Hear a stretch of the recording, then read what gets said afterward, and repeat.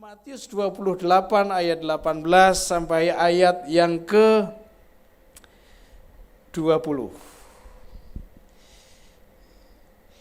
Matius pasal yang ke-28 ayat yang ke-18 sampai ayat yang ke-20. Mari kita akan baca bersama-sama beberapa ayat ini. 1, 2, 3. Yesus mendekati mereka dan berkata, "Kepadaku telah diberikan segala kuasa di surga dan di bumi. Karena itu pergilah, jadikanlah semua bangsa muridku dan baptislah mereka dalam nama Bapa dan Anak dan Roh Kudus. Dan ajarlah mereka melakukan segala sesuatu yang telah kuperintahkan kepadamu. Dan ketahuilah, aku menyertai kamu senantiasa sampai kepada akhir zaman." Katakan amin.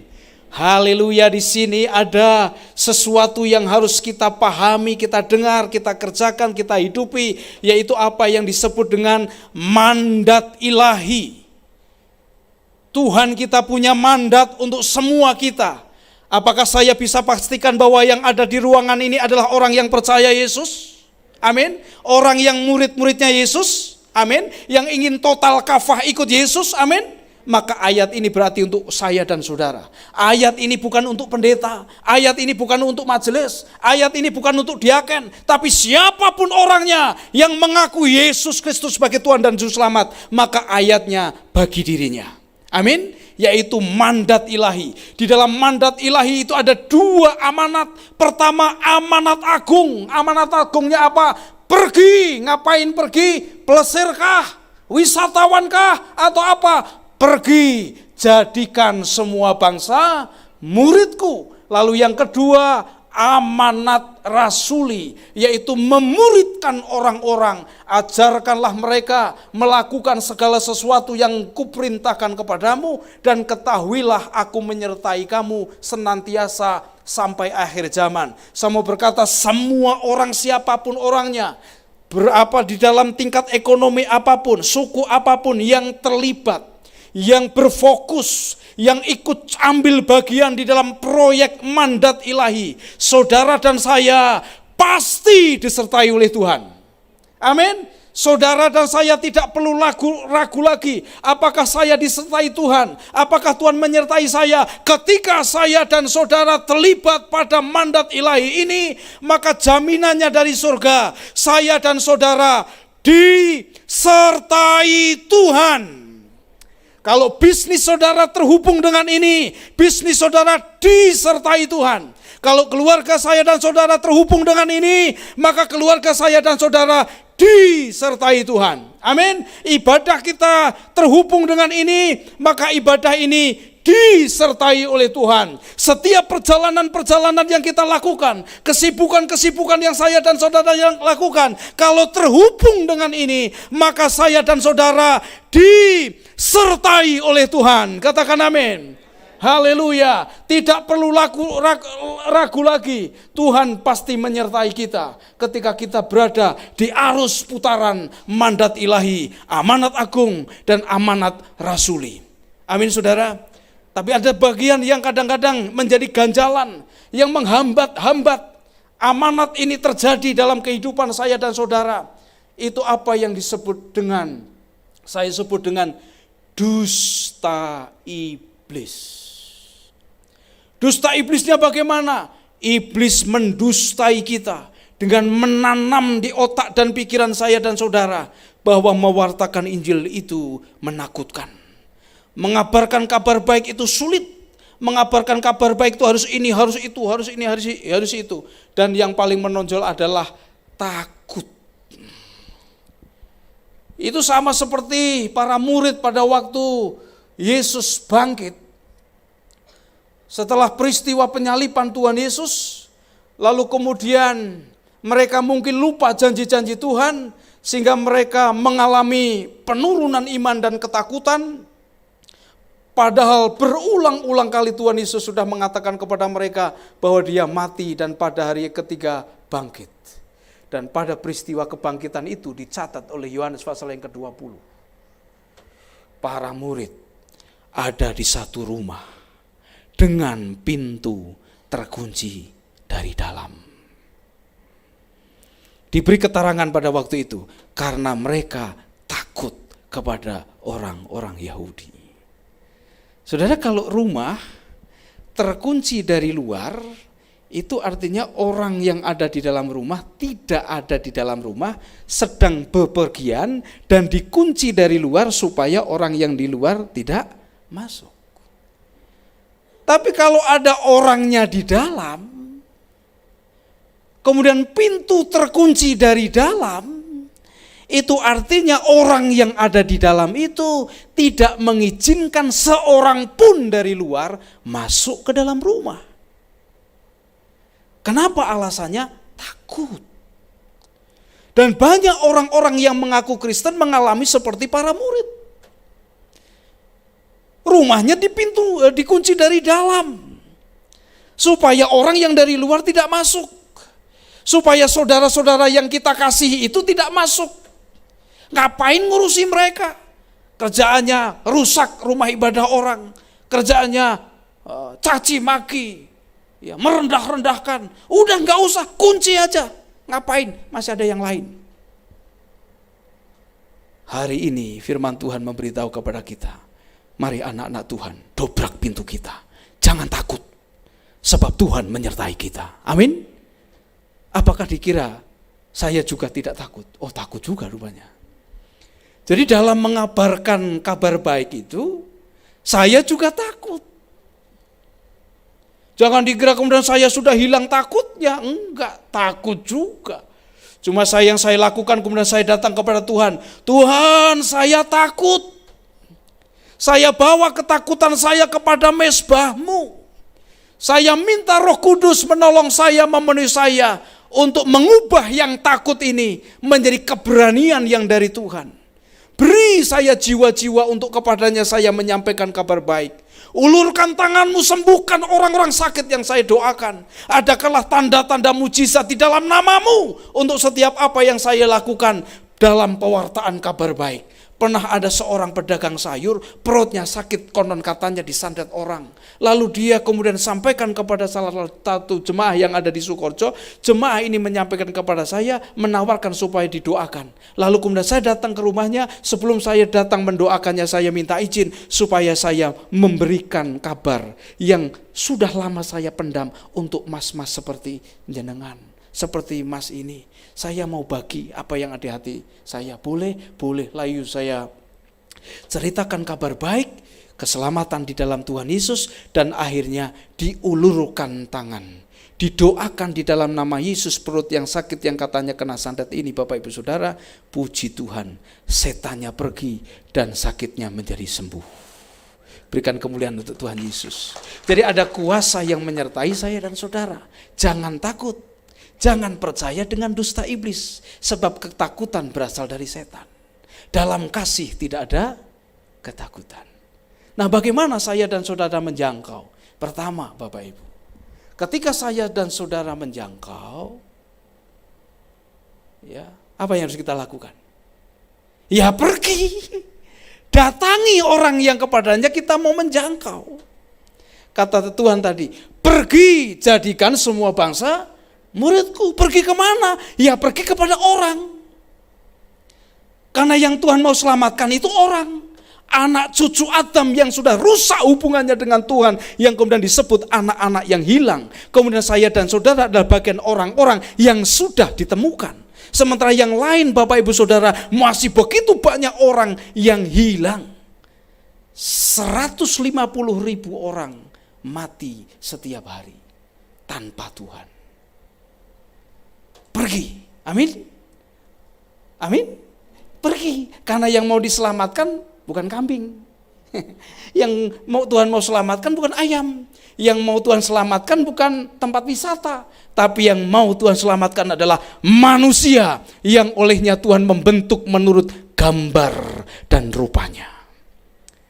Haleluya. Oleh sebab itu mari kita pergi ke sana. Nah, lalu kita bawa kasih Allah kepada mereka. Jangan main target-target. Wah, ini target saya nih. Aduh. mentalnya sudah mental superior di atas. Lalu ketika muncul, gini, kayak pengkhotbah di gereja, begitu ya. Enggak, kita harus membawa kasih sehingga perjumpaan kita dengan teman-teman, saudara-saudara yang kita kasih ini seperti dia berjumpa dengan Tuhan. Yang kami lakukan, saudara, yang pertama-tama, ketika kami melayani orang-orang tua, kami menjadi tempat aman untuk mereka. Silakan mereka curhat apa saja. Dari curhat apa saja itu dikenali di situ. Mana dusta-dusta tentang Allah yang mereka yakini. Apa kebutuhan-kebutuhan mendesak secara nyata yang bisa didoakan. Dan apa kebutuhan tersembunyi melalui dia curhat itu. Nanti kita doakan. Lalu setelah itu bertitik tolak ketika kita sudah menemukan dustanya apa. Biasanya contohnya dusta setan tentang Allah ini. Itu tentang bahwa hidup itu ditentukan oleh takdir. Pak, jadi saya miskin sudah takdirnya. Saya jadi maling itu takdirnya Tuhan. Ya takdirnya lagi jadi maling, ya jalani jadi maling dengan ikhlas. Itu dusta setan tentang Tuhan yang ada di dalam keyakinan saudara yang terkasih ini. Padahal Allah itu sumber segala sesuatu yang baik saja, titik. Amin. Alkitab mengajarkan begitu. Allah sumber segala sesuatu yang baik saja. Lalu yang tidak baik datang dari mana? Ada sebabnya. Allah adalah Allah yang sempurna, menciptakan manusia untuk hubungan dengan Dia. Tetapi setelah dosa masuk, hubungan manusia dengan Allah rusak. Karena hubungan manusia dengan Allah rusak, manusia bersembunyi. Lalu kasih Allah tidak berubah walaupun manusia sudah mengkhianati Dia. Allah mencari, Adam, Adam, di mana engkau? Aku di sini Tuhan. Ngapain kamu di situ? Sembunyi. Kok sembunyi? Ya karena aku telanjang. Siapa yang kasih tahu kamu telanjang? Apakah kamu makan buah yang kularang itu? Perempuan ini Tuhan. Nah mulai rusak hubungannya dengan Allah. Sekarang rusak hubungannya dengan istrinya. Lalu setelah itu rusak hubungannya dengan setan. Bukan, karena dia menuduh setan kan. Ini setan yang ajari saya. Jadi rusak hubungan dengan Allah, kemudian rusak hubungan manusia dengan manusia. Lalu rusak hubungan manusia dengan alam. Lalu rusak manusia hubungannya dengan makhluk-makhluk yang lain. Seperti saya sampaikan tadi pagi. Coba perhatikan dalam hidup saya dan saudara. Semua masalah-masalah yang terjadi dalam kehidupan kita. Masalah ekonomikah, masalah uangkah, masalah keluargakah, masalah apa saja dalam pekerjaankah. Sasarannya satu. Merusak hubungan. Karena sasaran setan adalah rusak hubungan. Pertama, hubungannya manusia dengan Allah. Lalu rusak hubungannya manusia satu dengan yang lain. Yesus datang untuk memulihkan hubungan ini. Amin. Nah, bertitik tolak dari ini. Ada seorang anak murid kami di Padepokan cerita. Bagaimana dia dipukul oleh orang tuanya. Karena dia gak taat dengan orang tuanya. Lalu dimaki-maki, lalu kemudian diusir. Curhat, dia marah-marah tentang orang tuanya. Oh, kita dengarkan. Menjadi tempat yang aman untuk dia. Lalu kemudian bertitik tolak dari itu. Lalu kita sampaikan, nak, kita memang sudah hidup di dunia yang hancur. Hancur kita ini. Tapi dulu, awal-awalnya gak begitu. Ceritalah kita, cerita kisahnya Adam. Dan bagaimana cikal bakal kehancuran itu terjadi sampai hari ini. Lalu kemudian, maukah kamu dipulihkan hubungannya dengan Allah? Ya. Jadi pergi, bangun hubungan dengan sengaja. Bukan dengan kebetulan, bukan. Dengan sengaja. Datangi tetangga saudara dengan sengaja. Datangi sanak handai tolan yang belum percaya dengan sengaja. Jadi hubungan harus dijalin dengan sengaja, bukan karena dia target saya, tetapi karena kasih Allah yang ada pada saya. Aku mau bagikan kepada saudaraku ini. Amin. Lalu yang kedua, bekerja sama dengan Roh Kudus. Mau metode apapun, cara apapun, pelatihan, ratusan kali pelatihan. Dan Bapak Ibu maaf ya, saya ini sekarang sudah agak bosan dengan pelatihan. Jadi kalau kemudian ada orang-orang kemudian minta pelatihan, saya pertama kali harus ada MOI. Ini mau pelatihan untuk pelatihan atau pelatihan untuk praktek?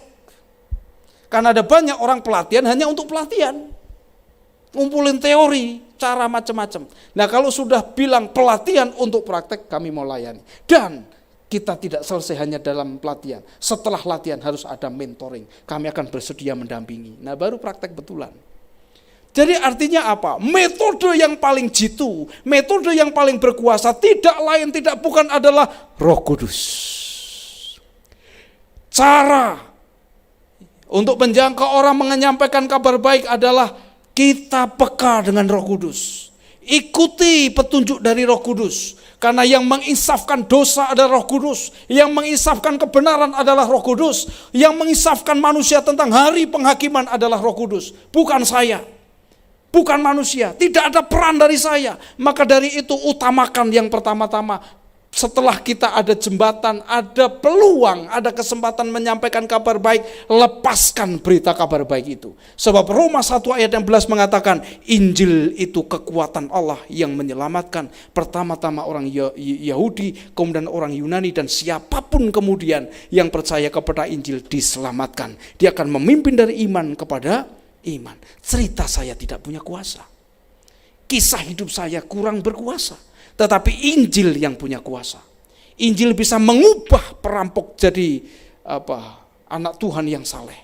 Injil bisa membuat orang yang hidupnya hancur diubah dan dipulihkan. Kuasa itu ada pada Injil. Oleh sebab itu sampaikanlah Injil. Jangan tahan kuasa Injil ada pada kita. Banyak orang-orang percaya, kapan saya dan saudara membentung kuasa Allah? Saat saya dan saudara tidak memberitakan Injil, maka kita sedang membendung kuasa Allah yang menyelamatkan. Kuasa Allah ditahan di mulut, kuasa Allah ditahan di hati. Hanya seliweran di keluarga, tapi tidak keluar. Percayalah, pada saat saya dan saudara melepaskan berita Injil, kuasa Allah bekerja menyelamatkan jiwa-jiwa 1, 2, 3, 4 untuk dibawa kembali kepada hubungan dengan Tuhan. Amin.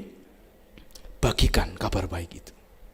Lalu yang kemudian terakhir, teguhkan dengan cerita bagaimana hidup saya dan saudara dijamah oleh Injil, diubah oleh Injil. Saya ingat sekali Bapak Ibu, pada waktu pertama saya dijamah oleh Injil. Pertanyaan yang sangat sederhana, menurut kamu yang menjadi ahli waris itu putra mahkota atau anak dari permaisuri atau anak dari selir? Ya anak dari permaisuri. Nah lo, gimana dengan kamu katanya? Wah, pertanyaan itu mengiang-iang di telinga saya, mengganggu pikiran saya, mengganggu hati saya, sampai akhirnya saya gelisah dan pada akhirnya saya hijrah. Menerima Yesus Kristus sebagai Tuhan dan Juru Selamat. Saya sampaikan itu. Saya sampaikan supaya apa? Saya sampaikan keberatan saya, tantangan saya ketika ikut kesulitan saya bagaimana, saya sampaikan. Supaya teman saudara yang kekasih ini, ketika dia percaya kepada Tuhan, dia benar-benar diteguhkan bahwa ketemu Tuhan adalah ketemu jalan yang benar. Amin saudara? Amin. Mari kita tutup dengan baca satu ayat di kitab Matius pasal yang ke-24, ayat yang ke-14. Matius pasalnya yang ke-24, ayat yang ke-14. Mari kita akan baca bersama-sama. Matius 24 ayat 14. 1, 2, 3. Dan Injil kerajaan ini akan diberitakan di seluruh dunia menjadi kesaksian bagi semua bangsa. Sesudah itu barulah tiba kesudahannya. Kalau kita baca dari ayat 3 sampai ayat 13, Tuhan Yesus mengungkapkan apa-apa yang akan terjadi menjelang hari kedatangan Tuhan. Ada gempa bumi, ada perang, ada kasih orang menjadi dingin, ada murtad. Apakah Tuhan menghendaki dan sudah memutuskan semacam takdir hal-hal itu terjadi? Tidak, Bapak Ibu. Tuhan hanya memberitahu kepada manusia, memberitahu kepada kita Dahsyatnya pengaruh dosa, ngerinya pengaruh dosa. Ini loh yang akan terjadi. Di akhir zaman dosa makin meningkat. Ada murtad, ada macam-macam ini. Tapi kemudian yang intinya bukan murtadnya, bukan gempa buminya, bukan perangnya. Tapi bagian yang ke-14 dikatakan ada dua pokok yang penting di sini. Injil akan diberitakan ke seluruh dunia. Yang kedua tentang kesudahan. Nah, saya mau tanya, kira-kira kalau saya dan saudara tidak memberitakan Injil, kesudahannya nyampe enggak? Nyampe enggak? Enggak nyampe. Jadi kita harus memberitakan Injil, baru kesudahannya akan nyampe, gitu? Kok sakti sekali kita menjadi penolong Tuhan? Jadi Tuhan tergantung dengan kita. Tuhan kemudian tergantung dengan makhluknya. Allah macam apa yang kita sembah kalau Allah yang tergantung dengan makhluknya ini? Oh saudara, tak kasih tahu. Kalau toh saya dan saudara tidak memberitakan Injil, Injil tetap diberitakan. Tuhan bisa pakai batu. Tuhan pakai gunung meletus. Teman-teman di Jawa Barat itu, rata-rata yang percaya kepada Tuhan Yesus diteliti oleh IPN 80% berjumpa dengan Yesus dalam mimpi. Saya dan saudara tidak memberitakan Injil, ada orang-orang lain yang akan memberitakan Injil. Tapi kita akan bertemu dengan kesudahan. Nah, kalau kesudahan itu namanya hari kiamat. Dunia ini tujuannya adalah kepada kiamat. Jadi yang numpuk-numpuk harta hanya untuk di dunia, Alkitab memberitahu dunia ini menuju kiamat. Apa itu kiamat? Kedatangan Tuhan Yesus kedua kali. Kiamat bagi dunia ini, tapi hari yang paling membahagiakan dari semua hari yang pernah ada di muka bumi bagi seorang yang percaya, karena hari itu adalah hari pertemuan kita dengan Yesus. Itu hari yang paling dahsyat. Hari yang harus kita nanti-nantikan. Tapi itu hari kiamat bagi orang yang belum percaya.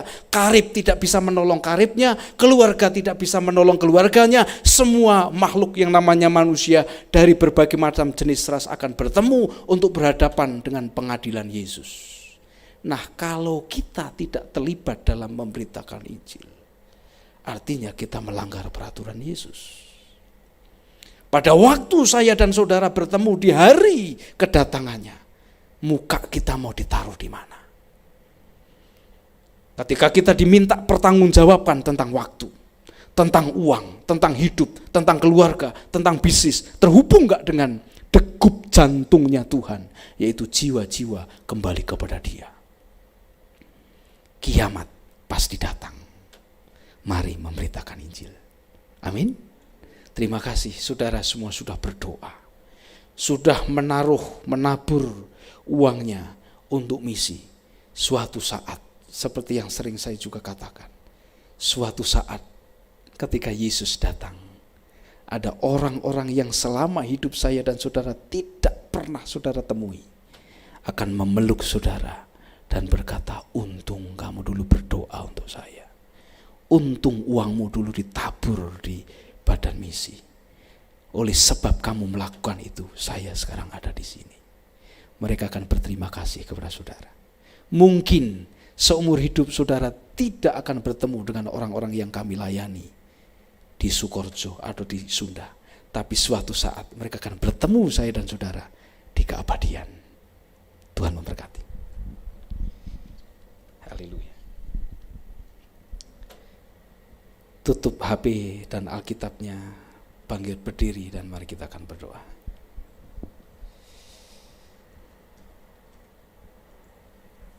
Tuhan, ini tugas kami.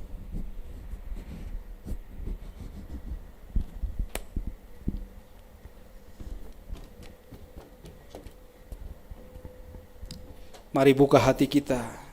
Tuhan memanggil semua saya dan saudara. Anak-anak sulung, anak-anak yang sangat dikasihi Bapa Surgawi. Terima kasih untuk kebaktian ini Tuhan. Terima kasih untuk ruangan ini. Terima kasih untuk anak-anak yang Engkau kasihi di ruangan ini. Terima kasih untuk gereja ini, tubuh-Mu ini Tuhan.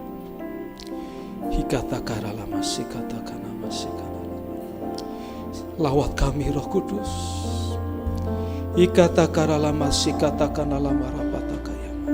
Ini aku Tuhan, utuslah aku. Ini aku Tuhan, utuslah aku. Haleluya, berikan bagi kami.